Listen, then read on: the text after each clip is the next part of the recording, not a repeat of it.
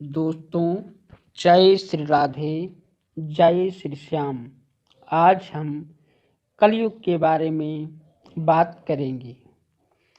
कलयुग, जिसकी उम्र 4,32,000 वर्ष की है। इसमें 4 चरण हैं। प्रत्येक चरण की उम्र 1,08,000 वर्ष है। प्रथम चरण चल रहा है, जिसमें से 5,000 वर्ष बीत चुके हैं। प्रथम चरण की बात करें तो इस चरण में मनुष्य की उम्र 100 वर्ष की होगी। मनुष्य सदा धर्म और बुद्धि विकास में अपना समय व्यतीत करेगा। मनुष्य धर्मात्मा होगा, मनुष्य दानी होगा, मनुष्य पूजा पाठ कथा भागवत में भरपूर सहयोग करेगा। द्वितीय चरण में मनुष्य की उम्र 60 वर्ष की हो जाएगी। मनुष्य का कद छोटा हो जाएगा और दोस्तों, मनुष्य में लज्जा, शर्म, हया समाप्त हो जाएगी। मनुष्य सिर्फ बुराई की तरफ आकर्षित होगा। उसे अच्छे कर्मों से दूरियां बनाएगा और नारियों की लाज, शर्म, हया सब समाप्त हो जाएगी। मनुष्य हवस का भूखा हो जाएगा। हर बेटा अपने माँ बाप को आंखें दिखाएगा।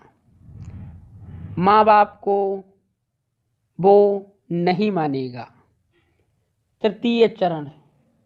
तृतीय चरण में मनुष्य की उम्र 30 वर्ष की हो जाएगी और मनुष्य का कद लगभग 3 फुट का होगा। दोस्तों, इसमें मनुष्य धर्म से बहुत दूर हो जाएगा। बहुत दूर दूर तक कथा भागवत, पूजा पाठ, हवन इनका विधान दिखाई नहीं देगा। मनुष्य लाज, शर्म, हया सब त्याग देगा। उसकी बुद्धि भी क्षीण हो जाएगी। मनुष्य बिल्कुल जानवरों जैसा बर्ताव करेगा और जानवरों जैसे कर्म करेगा। अब आते हैं चतुर्थ चरण में। चतुर्थ चरण में मनुष्य की उम्र मात्र 15 वर्ष की रह जाएगी। इसमें मनुष्य का कद लगभग 1 फीट का रह जाएगा। 1 से 2 फीट का रह जाएगा। मनुष्य धर्म के बारे में जानेगा नहीं, पूजा पाठ के बारे में जानेगा नहीं। जैसे कीड़े मकोड़ों की जिंदगी है, उस प्रकार से मनुष्य की जिंदगी हो जाएगी। कहा जाता है कि इसमें मनुष्य चने के पेड़ के नीचे भी छांव ले सकता है, ऐसा शास्त्रों में बताया जा रहा है। मनुष्य पशु के समान होगा और इसी युग में इतना भयंकर भूकंप आएगा, भयंकर विनाश होगा कि कोसों दूर आदमी को एक जलती हुई दिया भी दिखाई नहीं पड़ेगी। भयंकर विनाश के कारण इस कलयुग का धीरे धीरे समापन होने लगेगा और ऐसा कहा जाता है इसी उम्र में लगभग 10-11 साल के बच्चे व बच्चियां दादी व नानी बनेगी। दोस्तों, मनुष्य अपनी बुद्धि का विकास खो देगा, अर्थात बुद्धिहीन हो जाएगा।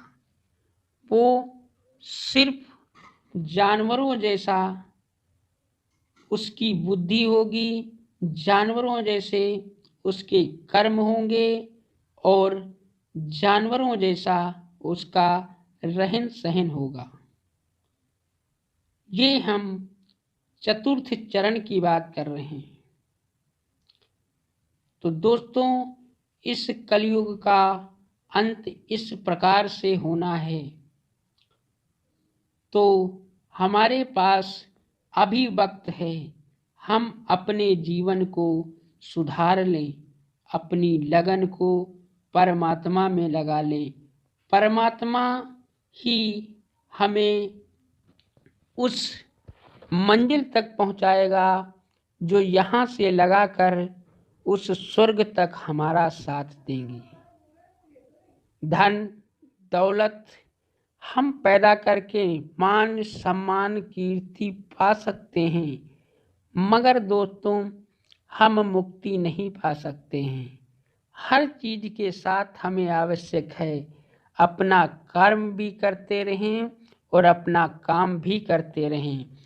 हमारा इस जन्म को सिर्फ पैसा पैदा करके हम अपने घर गृहस्थी की हर कमी को पूरी कर सकते हैं, पर परमात्मा की भक्ति करके हम अपना यहाँ से लगा के उस स्वर्ग तक रास्ता बना सकते हैं।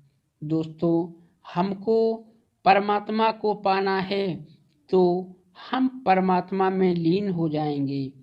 परमात्मा में विलीन होके परमात्मा को अपनी आत्मा में बसा करके हमको परमात्मा तक जाना है।